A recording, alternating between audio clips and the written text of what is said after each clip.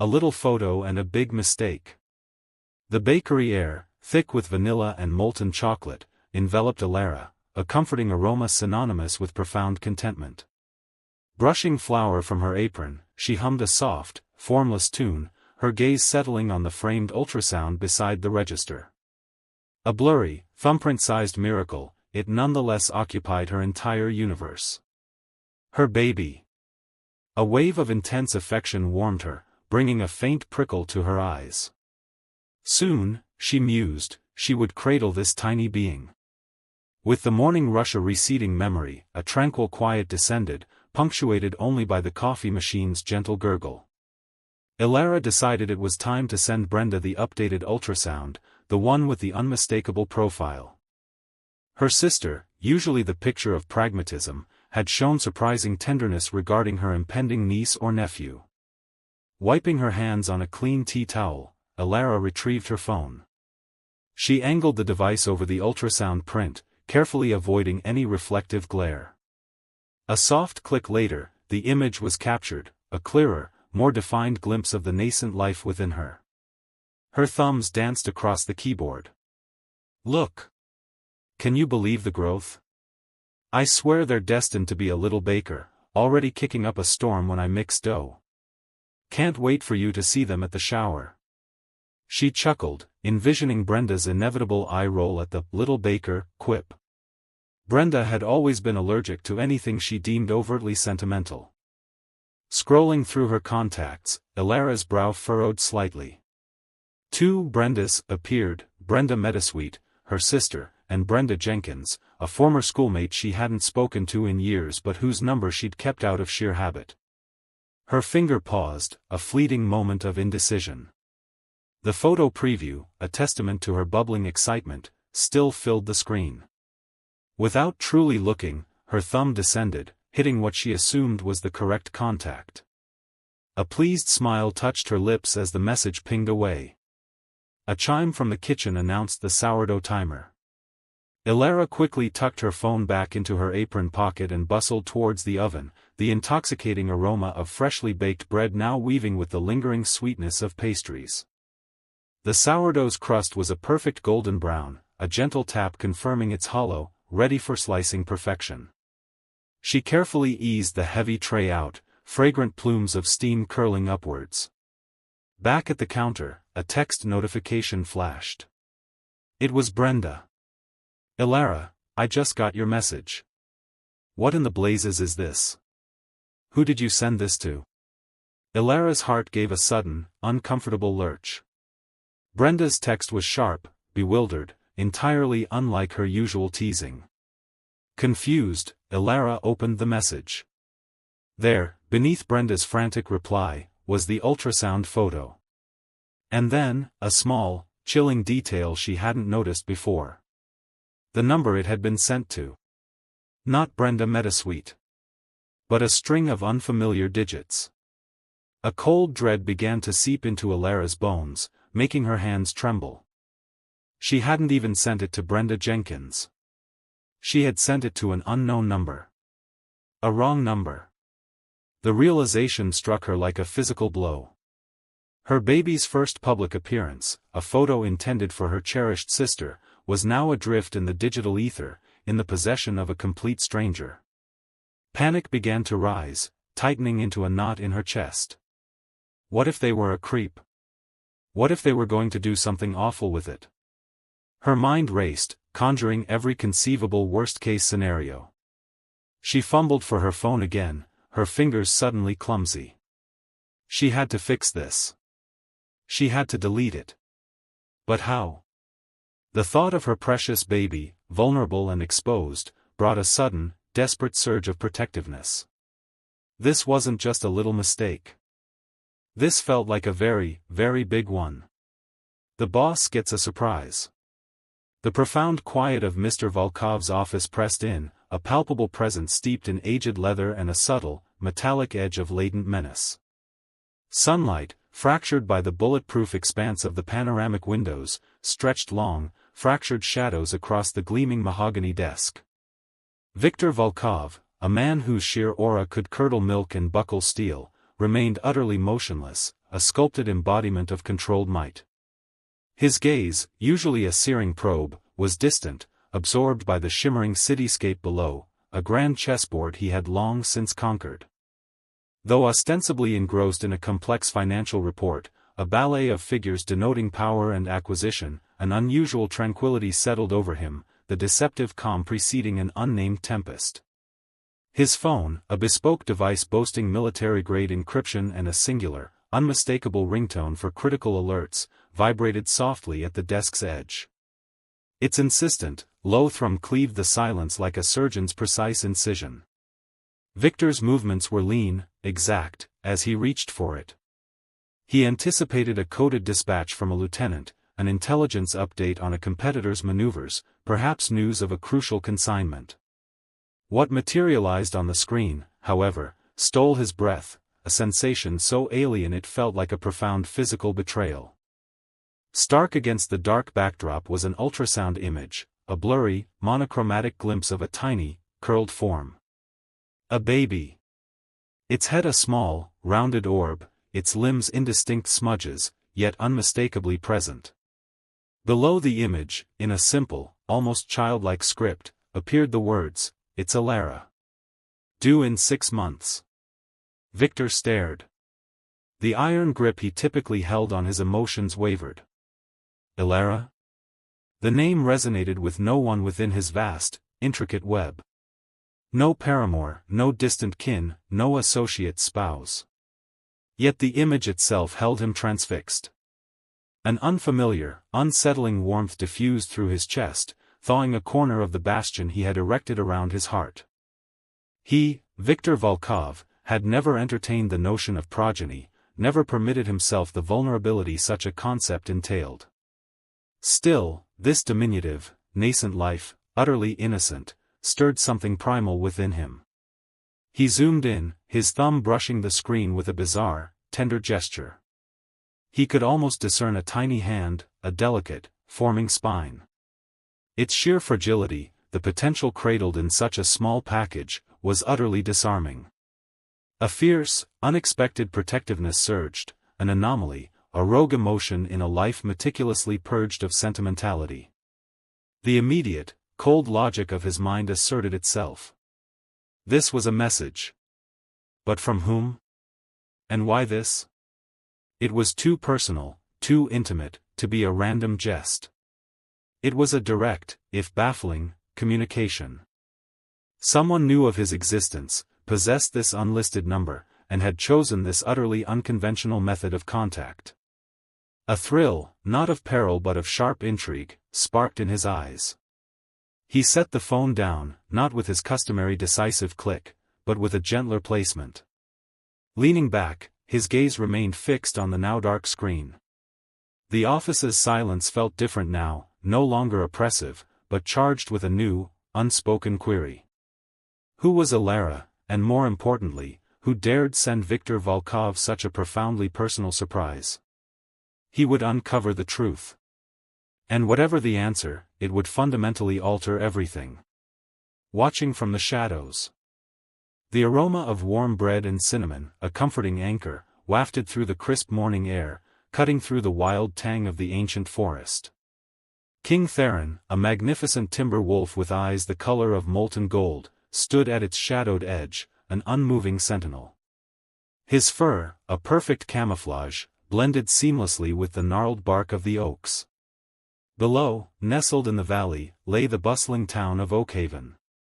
His piercing gaze, however, was fixed on Meadowsweet Bakery, watching her through the dawn's hazy light. Alara, his fated mate, moved with a quiet grace behind the counter, her silhouette framed by the warmly lit windows. Even from this distance, he sensed her gentle spirit, an intrinsic goodness. She offered a fresh loaf to an elderly woman, her smile a beacon of genuine warmth, then later knelt to patiently explain the intricacies of a sugar cookie to a child. Theron's wolf rumbled in his chest, a deep, possessive sound. She was pure, untouched by the world's harshness, and he would ensure she remained so. For months, he had been her unseen guardian, observing her routines, the off-key hum when she concentrated, the faint blush that bloomed on her cheeks with a compliment. The knowledge that she carried a child had intensified his protective instincts to an almost unbearable degree. The mere thought of another's touch, or worse, another's claim, ignited a cold fury within him. Volkov. The name was a venomous whisper on his tongue.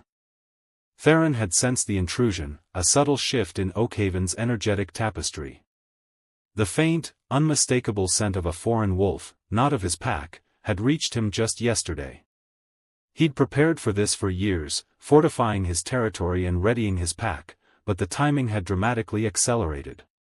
Theron recognized the signs, the restlessness in his own spirit, the undeniable pull that tightened with each passing day. The moon had begun its cycle, hinting at the imminence of the claim. It was almost time to step out of the shadows, to reveal himself not as a phantom, but as her king.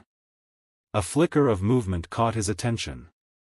A sleek, black sedan pulled up to the bakery, and a figure emerged, radiating an unfamiliar, almost predatory aura. Theron's hackles rose, a low growl rumbling in his throat. He recognized the type, a city dweller, cloaked in an arrogance that grated on his ancient instincts. He knew Alara was a target, a prize in a game she didn't even know she was playing. He shifted, his powerful muscles coiling, ready. The time for observation was over, the time for action had arrived. He would claim what was his, and no man, human or otherwise, would stand in his way. He would not allow the darkness to touch his light. Alara was his, and soon, she would know it. The wind shifted, carrying her scent, and Theron inhaled deeply, the sweet promise of her existence filling him with unyielding resolve. A busy day and a growing worry. The morning air, thick with the comforting aromas of cinnamon and fresh coffee, enveloped Alara as she navigated the bakery's bustling start. Though a familiar ache throbbed in her feet, a genuine smile illuminated her face. Mrs. Henderson, a delightful regular with an unwavering penchant for raspberry tarts, chuckled as Alara carefully presented a delicate pastry box. "Another busy one, dear?" Mrs. Henderson's eyes sparkled. "Every morning brings its own sweet chaos at the Metasuite," Alara replied, a slight breathlessness in her voice as she tallied the order. "But it's a wonderful kind of chaos." She cherished this place, the recognizable faces, the murmur of conversation, the profound sense of belonging. Her flour-dusted hands moved with practiced grace, serving a young man whose consistent order was double chocolate chip cookies. Each brief interaction, each small exchange, acted as a soothing balm, a steady rhythm quieting the anxieties that sometimes gnawed at her spirit. As the lunch surge began to wane, a profound weariness settled deep within Alara's bones. She leaned against the counter for a moment, exhaling a soft sigh. Her baby, a precious, nascent secret, felt heavier today, a gentle insistence of the burgeoning life within. Reaching for her phone, she intended to text her aunt about dinner plans. Scrolling through her recent activity, a shock, cold as ice water, coursed through her. Beneath a message to her aunt was a small, red notification: message failed to send. Recipient unknown. And beneath that, a second, more chilling alert: image sent to unknown number. Her heart hammered a frantic cadence against her ribs. The ultrasound picture, the blurry, beautiful first glimpse of her baby, intended for her aunt. She recalled tapping the wrong contact, a momentary lapse of concentration in her exhaustion. But she'd corrected it, hadn't she? Sent it to the right person immediately after. A chilling dread seeped into her, an icy grip on her core. She saw the number. Not her aunt's. It was the strange, unfamiliar contact from the car service, used just once. Mr. Volkov's number. Her fingers trembled as she tapped the screen, revealing the message. The ultrasound image, stark and vulnerable, stared back. Sent. To him. Panic clawed at her throat. She had to retrieve it. Had to explain. Her mind churned, a jumble of desperate thoughts. He couldn't see this. Couldn't know.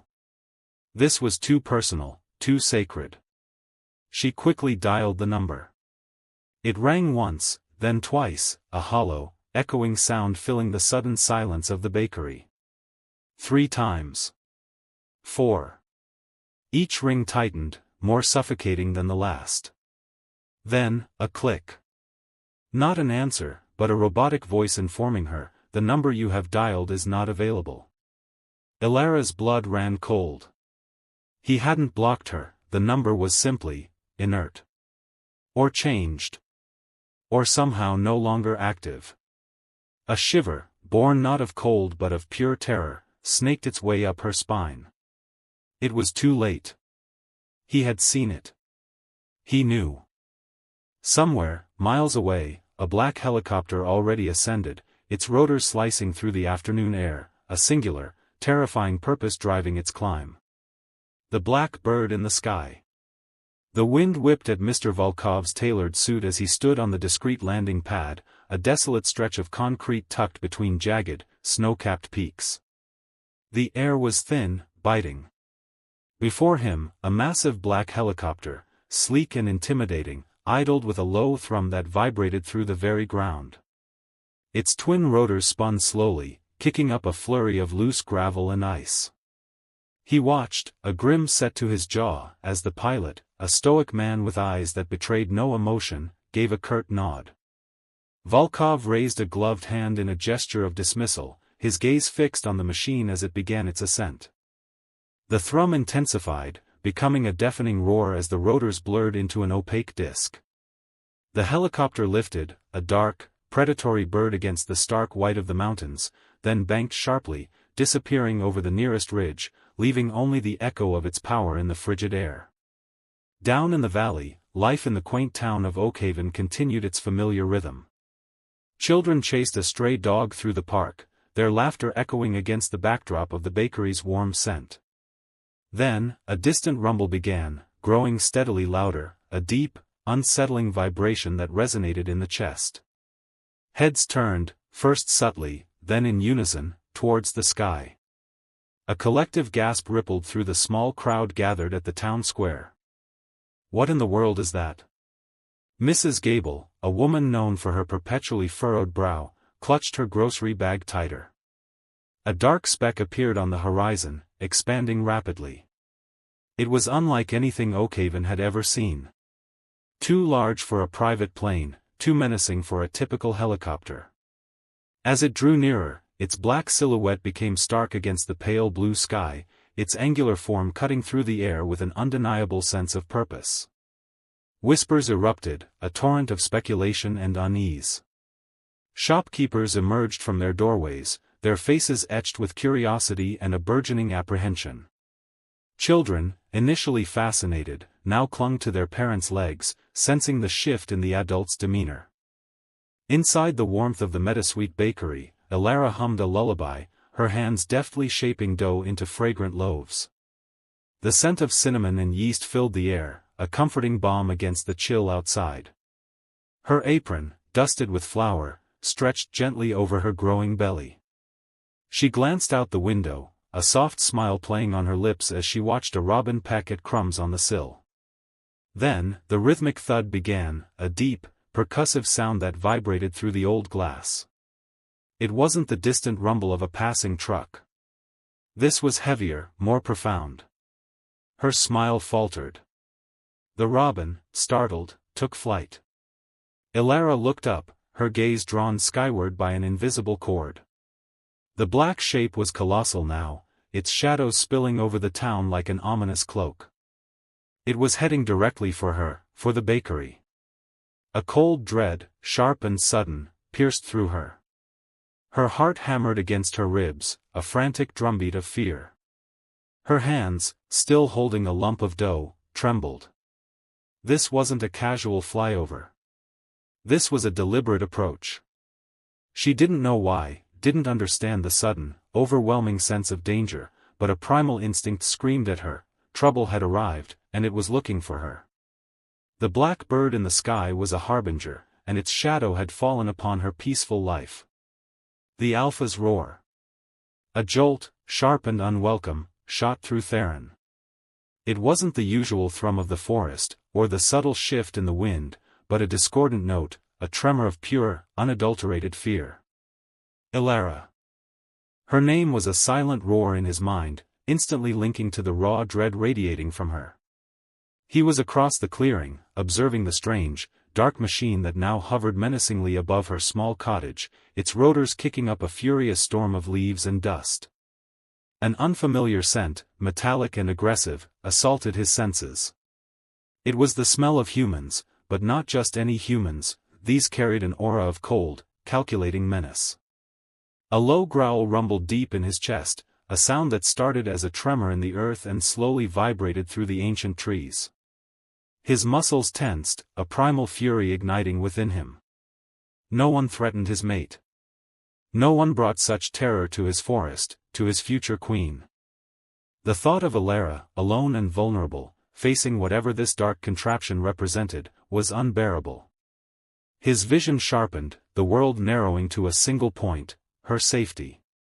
With a sudden, explosive burst of power, Theron transformed. Bones elongated and shifted, muscle bunched and rippled under his quickly expanding hide. His human clothes tore away, insignificant against the force of his change.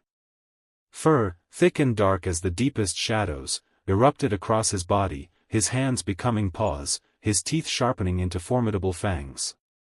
In moments, the king stood no more. In his place was the Alpha, a colossal wolf, larger and more powerful than any in his pack, his eyes burning with an inferno of protective rage. His roar, when it finally escaped, was a guttural, earth-shaking sound that silenced the forest, a declaration of war against any who dared approach what was his. He launched himself forward, a dark blur against the green, covering the distance to Ilara's cottage with impossible speed. The helicopter was beginning its descent, its landing skids almost touching the ground near her porch. Theron could hear the muffled shouts of men over the rotor wash, their voices harsh and demanding. His nostrils flared, catching the scent of expensive cologne mixed with gun oil, a dangerous combination.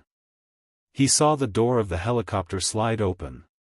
Two men, built like stone walls, emerged, their dark suits stark against the twilight. One carried a sleek, black rifle, its barrel glinting ominously. Ilara's porch light flickered on, illuminating her small, trembling figure framed in the doorway, her hand protectively over her swollen belly. Her face was pale, etched with terror. Just as the first man took a definitive step towards her, his heavy boot thudding on the soft earth, Theron burst from the treeline. He wasn't subtle, he was a force of nature unleashed. The sound of snapping branches and tearing undergrowth was deafening, a prelude to the living avalanche of fur and teeth that hurtled into the clearing. The Alpha's roar, closer now, resonated with such power it seemed to shake the very foundations of the world, echoing off the metallic shell of the helicopter and silencing the men mid-stride. They froze, guns lowering imperceptibly as their eyes widened in a mixture of disbelief and primal fear. Before them stood not just a wolf, but a creature of legend, its massive form radiating an ancient, untamed power. Theron's gaze, fixed on the two intruders, was a clear and unambiguous warning: retreat, or face the consequences. Swept away. The thrumming blades of the approaching helicopter vibrated through the forest floor, a monstrous dragonfly descending upon their quiet sanctuary. Ilara clutched her swollen belly, a knot of icy dread tightening in her chest. She had known this moment might come, but the reality of it, the sheer, audacious presence of it, stole her breath. Then, a blur of movement. A flash of dark fur, impossibly swift. Before she could even register the shift in the air, strong arms were around her, one supporting her back, the other cradling her legs. A gasp tore from her throat as she was lifted, effortlessly, off her feet. Her head spun, the world tilting at an alarming angle. King Theron, in his magnificent wolf form, held her secure against his powerful chest, his golden eyes, usually so serene, now blazing with a fierce, protective fire. She instinctively wrapped her arms around his thick neck, the warmth of his fur a sudden, comforting cocoon against the chill of the evening. The scent of pine and wild earth, uniquely his, filled her senses, pushing back the metallic tang of fear. The helicopter's descent was mere feet away now, the downdraft whipping the surrounding leaves into a frenzy. Theron didn't hesitate. With a powerful surge, he launched himself into the dense undergrowth, his long strides devouring the distance. The forest became a green blur as they wove through the ancient trees, branches parting for them as if by an unseen hand. Elara clung tighter, the rhythm of his powerful run surprisingly smooth despite the uneven terrain. She could feel the steady beat of his heart against her ear, a primal drum that echoed the one in her own chest. Her initial shock gave way to a strange mix of exhilaration and terror. This was not how she'd envisioned facing the helicopter, certainly not in the arms of a giant wolf king. Behind them, the helicopter finally settled, its rotors slowly winding down. Two men in dark suits emerged, their faces grim and unyielding. They scanned the clearing, their eyes narrowing as they took in the disturbed earth, the fresh scent of wolf, and the undeniable absence of their target. "Where is she?" demanded the first man, his voice tight with frustration. The second man pointed to the churned earth near where Elara had stood. "Tracks, sir. Big ones. And fur." He bent, picking up a stray strand of dark, lustrous hair. "Not human. Too thick." A beat of silence, then a curse. "A giant wolf? Are you serious, Petrov?" "Sir, I saw it. It just scooped her up and vanished into the trees. Faster than anything I've ever seen." Petrov looked genuinely bewildered, his usual stoic demeanor crumbling. The first man pulled out a satellite phone, his fingers rapidly dialing. "Mr. Volkov," he said, his voice clipped and strained. "We have a complication. She's gone. Taken by something large. A giant wolf, sir." He listened, his face paling further. "No, sir, we didn't engage. It was too fast. Impossible to track in this terrain." He paused, then swallowed hard. "Yes, sir. We'll secure the area. Immediately." He snapped the phone shut, his eyes sweeping the darkened forest with a new apprehension. The silence of the woods, once peaceful, now felt heavy, charged with an unseen presence. They were no longer the hunters, they were now merely observers of a game they didn't understand. A hidden den and a new truth. The scent of pine and damp earth grew stronger as Theron navigated the dense undergrowth, his powerful strides carrying them deeper into the forest's heart. Elara, cradled against his furry chest, felt the rhythmic beat of his heart thrumming against her ear, a strange lullaby. He finally halted before a massive ancient oak, its gnarled roots forming a natural archway. With surprising grace for his size, he ducked beneath, carrying her into a hidden chamber. Inside, the air was warm and dry, smelling faintly of cedar and something musky, yet comforting.